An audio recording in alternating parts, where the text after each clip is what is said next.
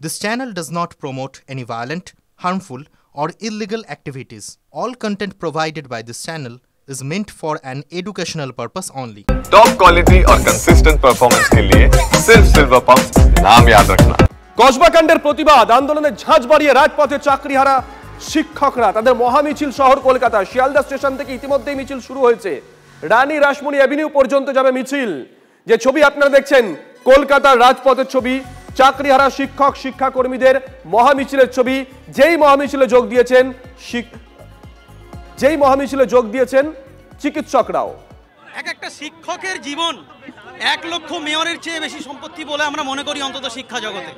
সেখানে একজন মেয়রকে অনেক শিক্ষামন্ত্রী মেয়র রেসপেক্টেবল যারা সাংবিধানিক পদ হোল্ড করে বসে আছে তাদের দায়িত্ব নিয়ে কথা বলতে হবে যে এই ব্যক্তিগুলোর জীবিকা জীবন এবং তাদের যে শিক্ষার অহংকার গর্ব সেটা কিভাবে মাচানায় সেটার রাস্তা তৈরি করুন।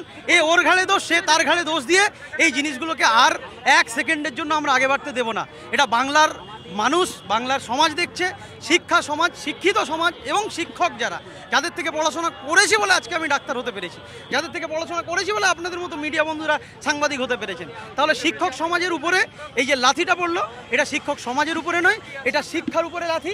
তাই আমরা দল মত আমি বলবো প্রত্যেকটা পলিটিক্যাল পার্টি সব রাজনীতি ছেড়ে দিয়ে আপনারা রাস্তায় নামুন, শিক্ষকদের পাশে দাঁড়ান, যোগ্য শিক্ষকদের পাশে দাঁড়ান।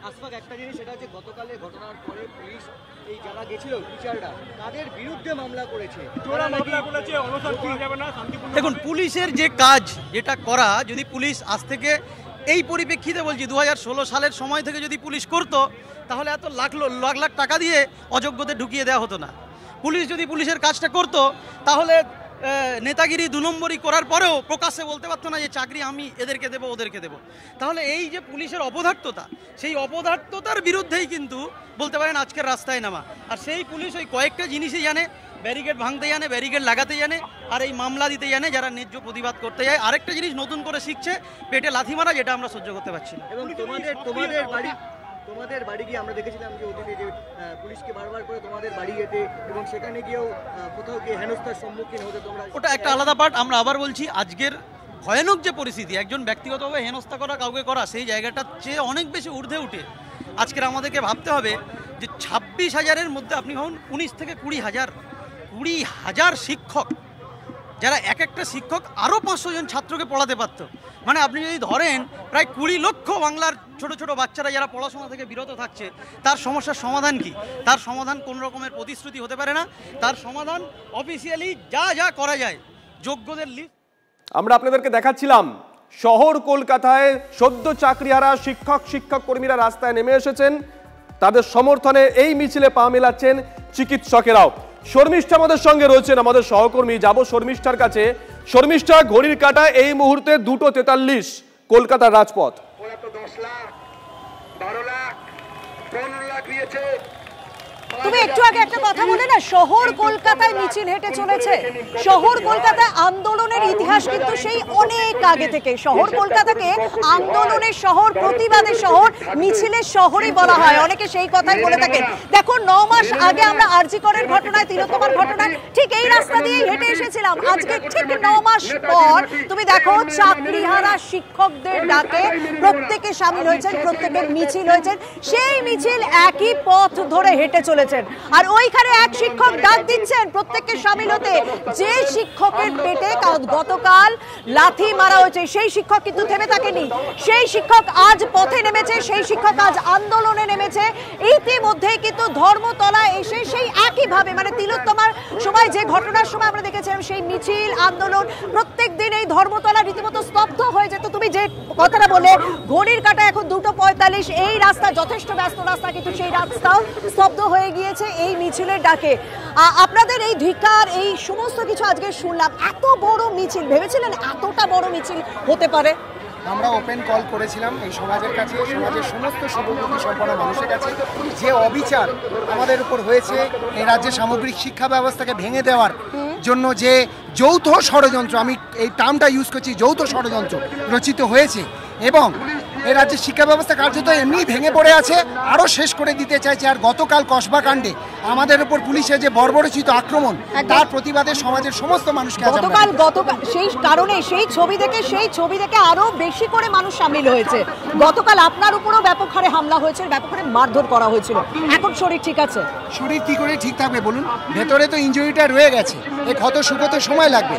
আমাদের মনের জোরে এখানে দাঁড়িয়ে আছি, এই পথ আমাদের অনেক চলতে হবে এখন। আমরা জানি না আরো কত পথ এই মাননীয় মুখ্যমন্ত্রী মমতা বন্দ্যোপাধ্যায় আমাদের জন্য তৈরি করে রেখেছে। মানে শরীরে ক্ষত, মনে ক্ষত, কারণ আমি জানি না আমার চাকরিটা ফেরত পাবো কিনা, তবুও হেঁটে চলেছি, তবুও রাস্তায় রয়েছি। এই রাস্তা কি আপনাদের রাস্তা দেখাবে, পথ দেখাবে? রাস্তাই আমাদের রাস্তা দেখাবে, কারণ আর কোনো আমাদের রাস্তা নেই।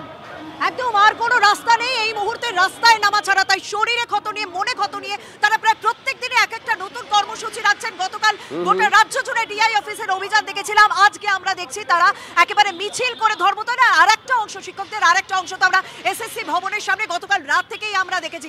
অর্থাৎ বুঝতে পারছেন রাজ্য জুড়ে এই চাকরিহারা শিক্ষক, শিক্ষিকা বা শিক্ষাকর্মীরা তারা তাদের আন্দোলন, পথ সমস্ত কিছু থামাতে চাইছে না, কারণ বলছেন যে এই একদমই সঙ্গে থাকো আসবো তোমার কাছে। সুমন মহাপাত্র আমাদের সঙ্গে রয়েছেন, আমাদের অপর সহকর্মী। সুমন, তুমি যেখানে আছো কলকাতার রাজপথের সেই অংশটা এই মুহূর্তে